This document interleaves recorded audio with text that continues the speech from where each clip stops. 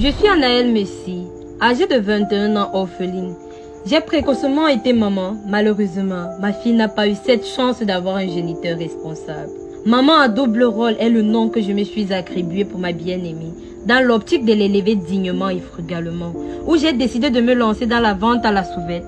Lors de celle-ci, je fais la rencontre d'une vieille amie nommée Kimi Dimala. Au premier regard, physiquement, elle donne l'impression d'avoir réussi. Très content de me revoir après plusieurs années. Étonnée de voir ce que je suis devenue, car pour elle, j'avais un avenir très brillant, vu le fait que j'étais l'une des meilleures élèves de notre lycée. Attristé, je lui marre un fragment de mon passé. Kimi, après l'obtention de notre baccalauréat, j'ai perdu mes parents dans un accident de voiture. Une semaine après leurs obsèques, ma famille paternelle m'a mise à la rue et je me suis retrouvée dans les bras d'un homme qui m'a hébergée. Mais il abusa de moi alors qu'il était marié.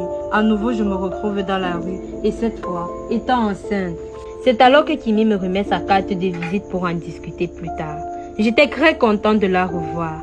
En elle, je voyais la femme que j'aurais pu devenir si la vie ne m'avait pas enseigné. Quelle tristesse!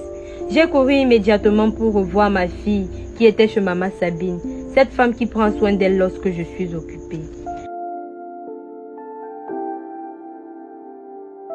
Une semaine plus tard, je décide d'honorer au rendez-vous de Kimi, au splendide restaurant La Méditerranée, situé dans la capitale économique camerounaise, en face de l'hôtel Aqua Palace.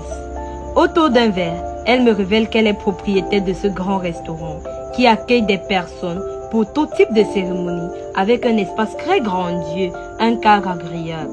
Toujours dans la conversation, Kimi me propose une affaire pour gagner plus d'argent. Celle-ci consistait à lui apporter 15 couches jetables de bébé déjà usées tous les samedis pour une somme de 250 000 francs. Quelle joie! Waouh! Par curiosité, je lui demande quelle était l'utilité de celle-ci. Elle me répond qu'elle est en partenariat avec de grands laboratoires qui font des analyses sur ceux-ci. Mais elle m'interdit strictement d'apporter les couches de ma fille ou ceux des enfants de mes proches.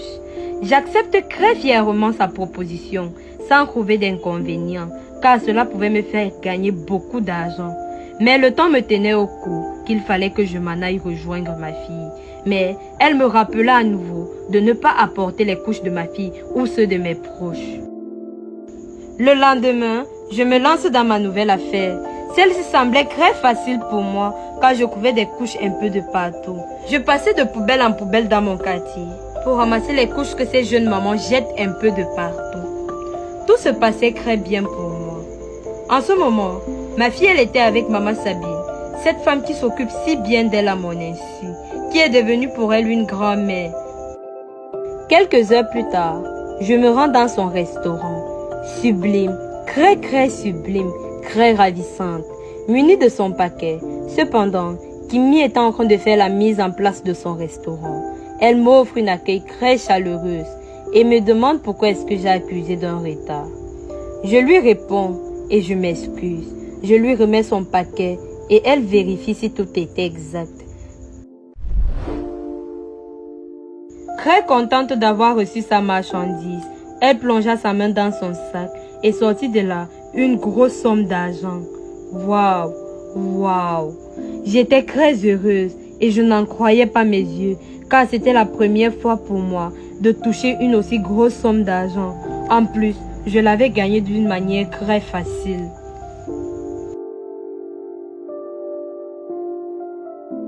Deux heures plus tard, je me rends chez maman Sabine pour aller chercher ma fille et lui apporter des cadeaux.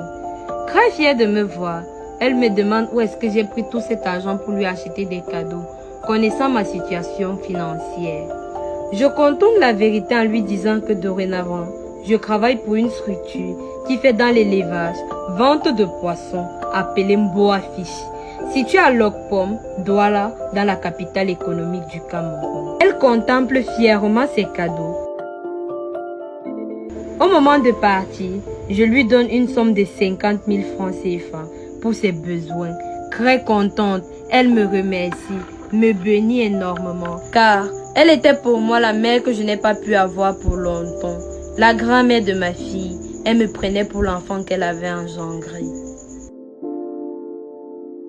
Un mois plus tard, je continue mon boulot qui était très facile car j'avais déjà repéré les maisons où il y avait des bébés, dans le but de passer plus tard ramasser les couches, sans toutefois attirer l'attention, ni gêner des gens avec du bruit. Ce jour n'était pas très facile pour moi comme tous les autres, car j'étais déjà passé dans tous les endroits où j'avais l'habitude d'en trouver. Je suis même allée fouiller dans la poubelle, désespérée, car j'avais 14 couches et il m'en manquait une. Alors, je décide de partir voir ma fille chez Maman Sabine, celle-ci qui l'a gardée à mon insu.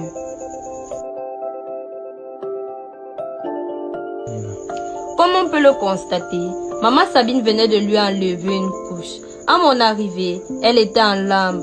Je la pris et je la calma pour un moment. Après quelques instants, Maman Sabine en colère l'a repris pour aller la nourrir.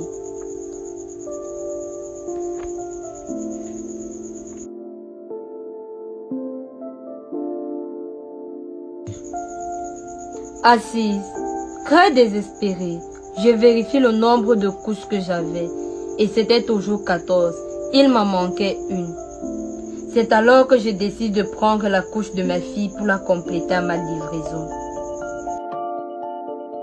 Mais qu'à cela ne tienne, je me rappelais de ce que Kimi m'avait dit, de ne jamais prendre la couche de ma fille ou d'un de mes proches pour compléter mes livraisons. Je ne trouvais aucun inconvénient, car d'après ses dits, elle les utilisait pour des expériences dans des laboratoires. 5 jours plus tard, je viens chercher ma fille chez Maman Sabine. Mais à mon arrivée, surprise, je la trouve assise à même le sol en pleurant. Elle me montre juste une direction vers l'intérieur.